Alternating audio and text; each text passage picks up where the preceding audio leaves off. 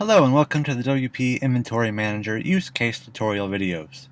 In this video, we'll be going through an advanced import process using both the Import-Export add-on and the Advanced Inventory Management add-on. The Advanced Inventory Management add-on allows for a much more in-depth inventory database.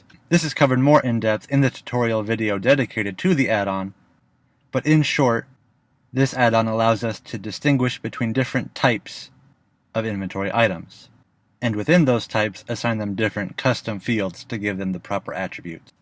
For example, in our musical marketplace, if we have both guitars and drums, guitars will have fields relating to strings that drums won't have, and drums may have fields relating to the sticks they come with that guitars won't have.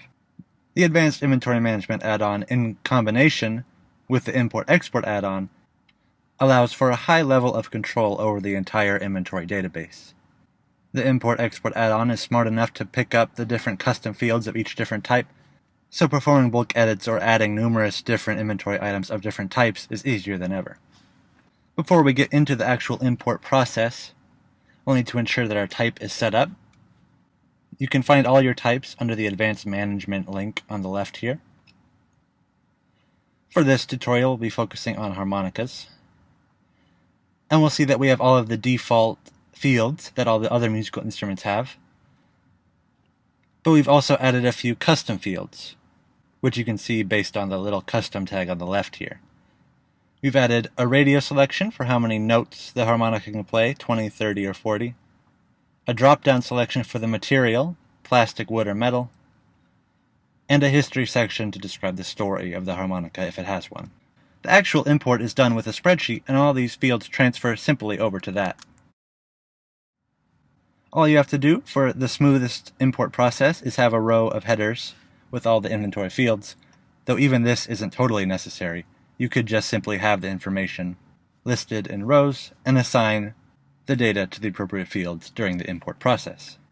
The import add-on is able to pick up the names of the fields just based on their simple names, such as image or make,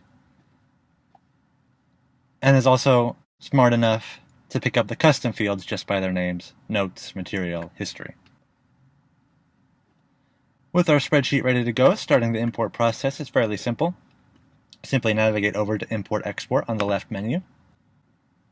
One important thing to note is that the spreadsheet must be a CSV file type, not the typical Excel or OpenOffice extension. Simply click Import Inventory, choose your file, and choose the type of inventory item you'll be importing. This is why it was important to have our type set up previously using Advanced Inventory Management. Please note you can only import one type at a time in order to avoid confusing the system. A few notes before we move on.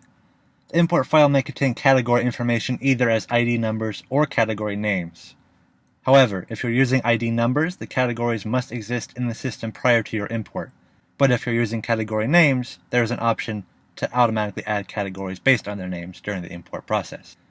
But with our file chosen, we just have to hit Upload File, and we'll now see a layout similar to our spreadsheet with a heading row with all the titles, and the import add-on's best approximation of what field you're referring to with that header. If we didn't have a heading row, it would look similar to this SKU field without the header, where we can simply select which field the list items are applicable to.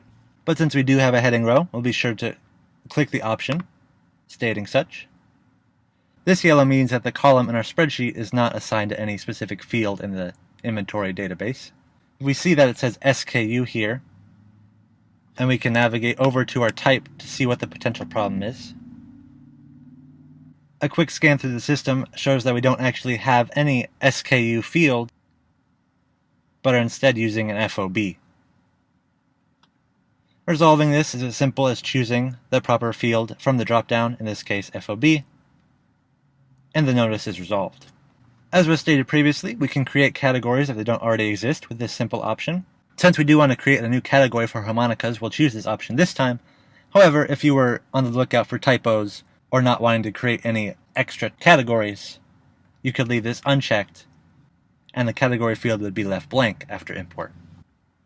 A similar option exists for custom radio and drop-down fields from Advanced Inventory Management. New options can be created to match the values you provide, or if you're not looking to create new types, you can leave this option blank, and the field will be left blank upon import.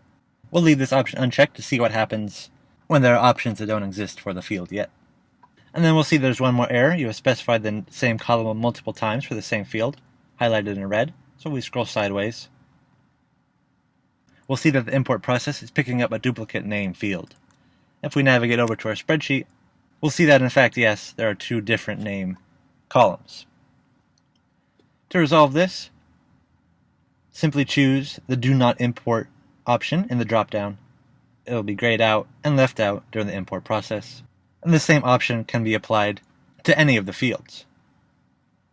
For example, if we didn't want to import a sort order, we could choose to not import that as well. And down on the far right, we'll see that our own custom fields with their appropriate values have been assigned correctly based on their name. Once everything checks out, simply hit import. We'll see that success or 3 records have been imported, and we can go straight to view them.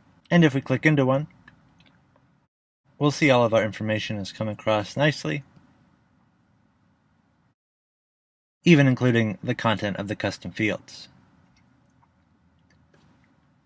However, as you may have noticed, one of the harmonicas had an option for the material that was not previously in the list for the field.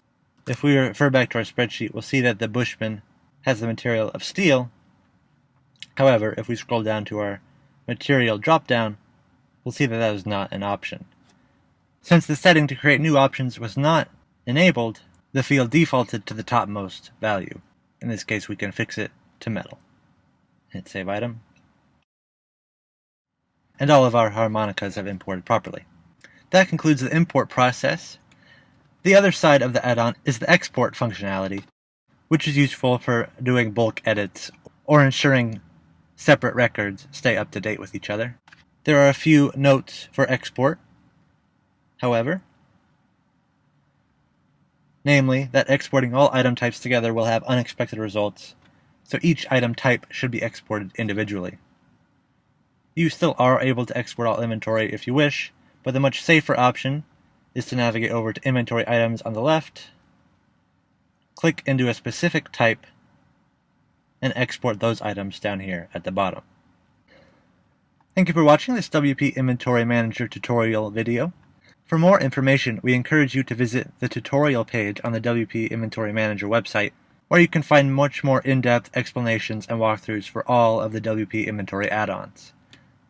And as usual, if you have any additional questions, please feel free to reach out to us on the WP Inventory Support tab in your WordPress dashboard. Thank you.